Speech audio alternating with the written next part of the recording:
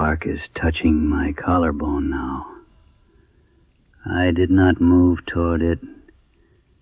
It moved toward me. Or the trail did. Or whatever this place has become did. And somewhere behind me, close enough that I could reach back and touch it if I dared, I can hear the wet, patient sound of a brush dragging slow lines onto the back of a trunk, painting, sealing the door I came through. It is not in a hurry. It has never once been in a hurry. And that, my friend, that unhurried patience is the worst sound these old ears have ever carried. But you do not know this yet. You are not here yet. So let me take your hand gently, the way I always do, and let me walk you back before the fog had a name, back before the paint was wet, back to the beginning of the night, when the mountains still belonged to you, and you to it, and the only sound on that ridge was the sound of your own boots and your own breath, slow and even, the way breath should be before everything changes. Settle in now. There is a long road ahead of us, and we are going to walk it together, slowly, the way the old trails were meant to be walked. It begins, as these things so often do, with weight, the honest animal weight of a pack settling into the small of your back as you rise from a boulder where you had stopped to rest. 40 pounds, maybe a little more. The straps worn soft from 300 miles of Appalachian dirt. The hip belt cinched tight enough to remind you with every step that you are carrying your whole small world on your shoulders. Water. A thin sleeping bag rated for temperatures that autumn in the high country does not always respect. A headlamp with batteries you have been rationing since Damascus. A map, folded so many times the creases have gone soft as cloth. A map you have stopped consulting because you know this section, or believe you do, the way a man believes he knows the back of his own hand, until the lights go out. It was October. Late October, the kind of October that comes to the high balls of southern Appalachia like a held breath. The leaves had already turned and begun to fall, and the forest floor was a quilt of rust and gold going soft and dark with the first wet of the season. By day, the ridges had been beautiful in that aching, indifferent way mountains are beautiful. Long views falling away into blue. But the sun sets early up there, and it sets hard, dropping behind the western wall of peaks like a door closing. And you had misjudged, just slightly, just enough, how many miles remained between you and the shelter you had marked for the night. That is how it always starts, isn't it? Not with one grand mistake, but with a dozen small, honest ones, stacked quietly, one on top of the other, until they make a shape you did not intend. The fog came up out of the hollows the way it does on those ridges in autumn, rising rather than falling, climbing the mountainside from the valleys below like something that had waited all day for the temperature to drop enough to let it move. You noticed it first as a softening at the edges of your headlamp beam, a kind of halo, and you told yourself, the way hikers do, that it was nothing, that it would burn off. But it did not burn off. It thickened, mile by mile, until the beam of your headlamp simply stopped a few feet in front of your boots and gave up, swallowed whole. And the world you were walking through narrowed down to a small cone of gray light and the dark, wet, breathing shapes of trees just beyond it. You know that fog. Everyone who has walked at night in those mountains knows that fog.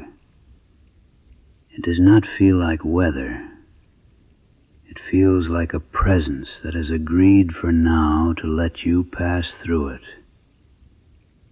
You were on a switchback by then, one of those long, patient, doubling back climbs the trail builders cut into the steepest parts of the ridge so that the grade would be kind to the knees, even if it is cruel to the spirit.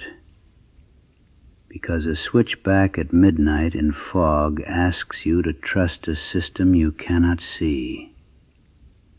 You trust the blazes, that is the whole of it. Two white rectangles painted vertically on the trunks of trees, one above the other, a few feet apart.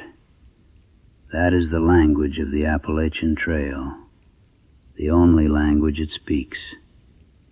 And every hiker learns it in the marrow before they learn almost anything else. One blaze means continue.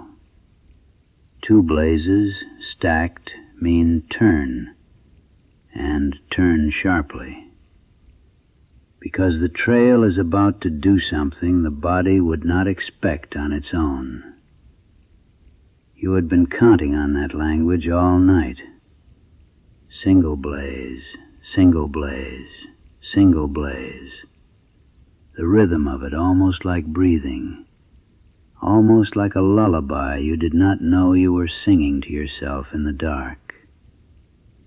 And then, on a switchback so tight the trail seemed to fold back on its own shadow, your headlamp caught white on bark and you stopped, the way you were trained to stop. Because a double blaze means slow down, means the mountain is about to ask something of you. But it was not two. It was three. Three white rectangles, vertical, stacked one above the other, freshly painted, so fresh that in the wet, cold air you could still smell the faint chemical sweetness of latex paint cutting through the smell of damp hemlock and rotting leaf litter, a smell that should not have been there, a smell that meant a hand, a human hand, had been at that tree recently enough that the paint had not yet cured in the cold. You stood there longer than you should have, swaying slightly under the weight of the pack, turning the fact over in your fogged and tired mind. 3 blazes. You searched your memory, the way a man searches a drawer for something he is almost certain is there. Some trail clubs marked emergency reroutes with a 3rd blaze, a detour around a washed-out section, a temporary path to a backcountry shelter when the main trail was unsafe. It was not unreasonable. It was, in fact, almost comforting, the idea that someone, some trail angel with a paint can and a headlamp of their own, had come through ahead of you and left a kindness in the fog, a way to a lean-to, a roof of sorts, maybe a fire and other hikers, and the particular relief of human voices after hours of nothing but your own breath and the drip of fog off the rhododendron leaves. So you left the white places you knew, the two-stroke language you had trusted for 300 miles, and you stepped instead onto a thinner track that curved away from the switchback and went, almost immediately, straight down into a wall of laurel. That is the mistake. I want you to feel its shape, even now, even knowing what you know. It was not a foolish mistake. It was a reasonable one, made by a reasonable, exhausted person at midnight, in fog thick enough to drink, following a language that had never once lied to them before. That is what makes it the kind of mistake the mountain loves best. The laurel thickets swallowed the fog and the headlamp light together, and for the first 100 yards or so the new trail felt almost generous. It was narrower than the main trail, certainly, brushy at the edges, the kind of path that suggested infrequent use rather than disuse. Exactly, you told yourself, what a little-known emergency reroute should feel like. The footing was soft with old leaf mold. The grade was gentle, descending slightly, which felt right, felt like a path designed for tired feet at the end of a long day. And every 50 yards or so, right when the dark pressed in close enough to make your chest tighten, your light would catch it again. 3 white blazes, freshly painted, patient, reassuring you that you had not lost the thread. You did not notice, not yet, that you never once saw the trail crew that should have left boot prints in that soft mud. You did not notice that no other hiker's track, no other sign of human passage beyond the paint itself, marked that corridor through the laurel. The mind, at midnight, in fog, carrying 40 pounds, is a generous editor. It cuts the footage that does not fit the story it has already decided to believe. A mile passed, maybe more. Distance becomes a strange, elastic thing in fog at night. There is no horizon to measure it against, only the rhythm of your own boots and the white rectangles appearing one set after another, just at the edge of where your light gave out. The trail had narrowed, not dramatically, not in any way you could have pointed to and said, "Here, this is where it changed." But the laurel that had brushed your shoulders now brushed both shoulders at once, the branches closing overhead in a low tunnel that forced you to duck. And the path itself, which had been boot width with room to spare, had become precisely boot width, no more, your boots finding the only clear ground available rather than choosing it. The forest, you told yourself, is simply old here. Old laurel grows thick. Old laurel does this. You have walked through worse tunnels of rhododendron on sunnier days and thought nothing of it. This is only worse because it is dark and you are tired, and the fog plays tricks with distance and depth that your eyes were never built to solve. You did not let yourself think the other thought, the mathematical one. the one that would have told you a trail does not narrow at a constant, deliberate rate over the course of a mile, unless something or someone intends it to, somewhere in the second mile. And I want you to feel the slowness of this, the patience of it, because that patience is the entire point. You became aware, in the dim animal part of the brain that never quite sleeps, that the fog behind you had a different quality than the fog ahead.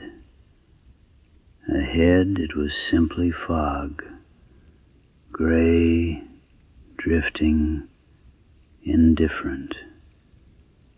Behind, it seemed to hold its shape a moment longer before dispersing, as though something had recently passed through it and left an eddy in its wake.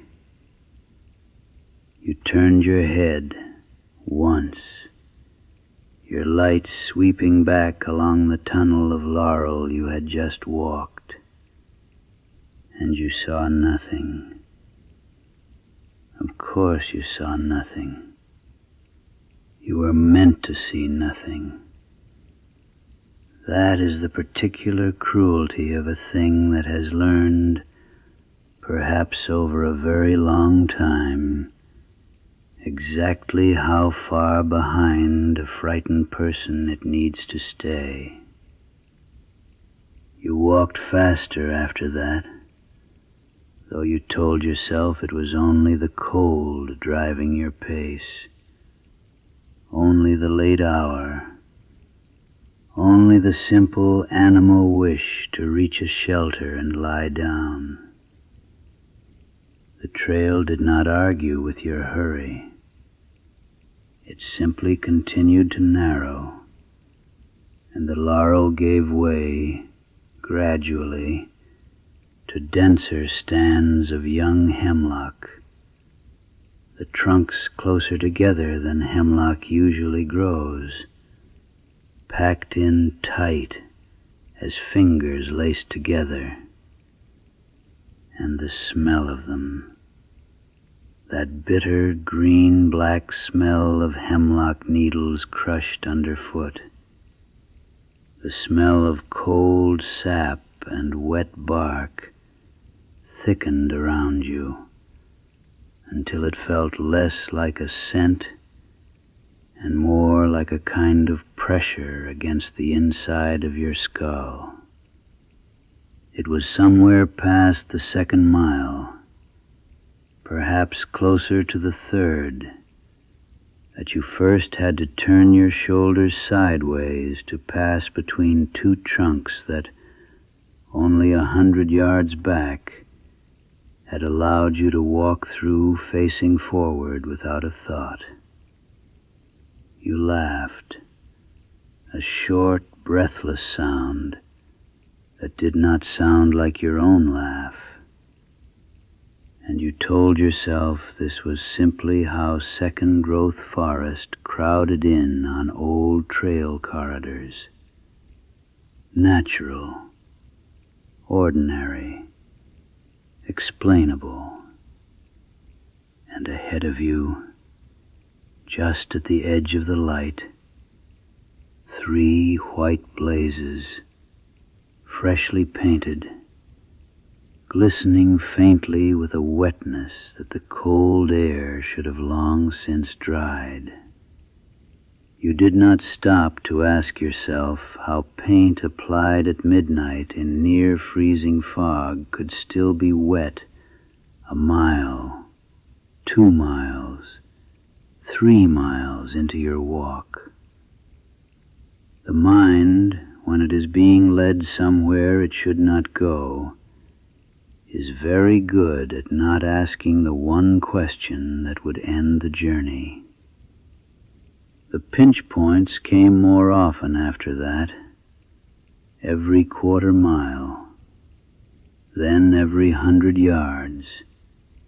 the trunks pressing in close enough that you had to exhale fully to slide your shoulders and your pack through the gap, the bark dragging cold and rough against the fabric of your jacket, against, eventually, the bare skin of your hands when you reached out to brace yourself. Your breath had changed by then, too. You would have noticed it if you had still been the kind of traveler who noticed things calmly. Gone shallow and quick, the rhythm of a body beginning, in some wordless animal register, to understand a truth the mind was still refusing to say out loud. And somewhere in that stretch, in a gap between two hemlocks so narrow you had to turn your pack sideways and push it through ahead of you, you heard, for the first time, the sound behind you. Not footsteps, nothing so simple, so human as footsteps. A soft, wet, dragging sound, rhythmic, deliberate, the unmistakable sound of a brush being drawn across bark, slow and even, the sound of something taking its time to paint a fresh triple blaze on the reverse side of a tree you had only just passed, sealing with patient and unhurried care the same gap you had only just forced your body through.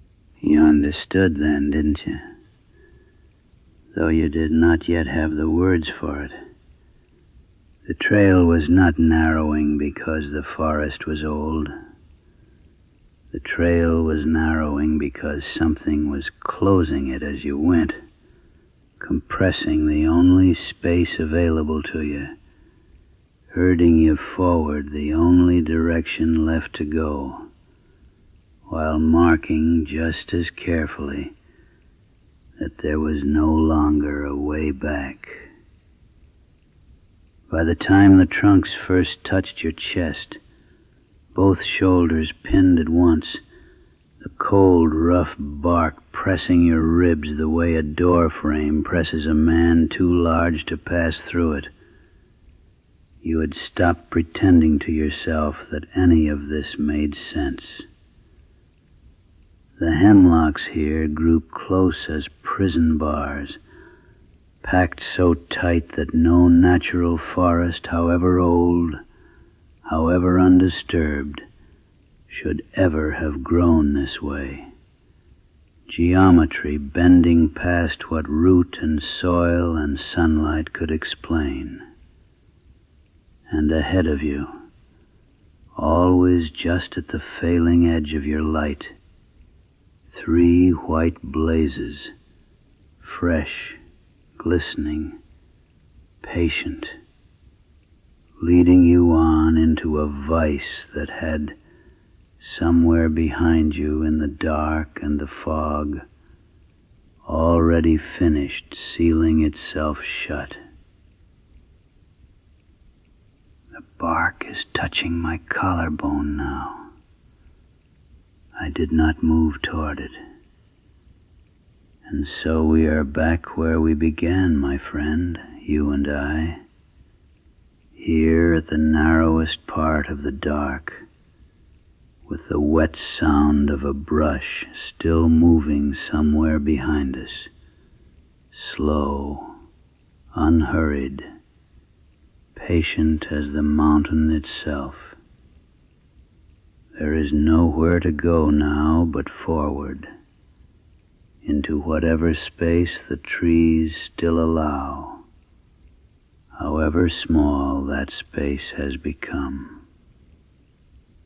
But you are tired.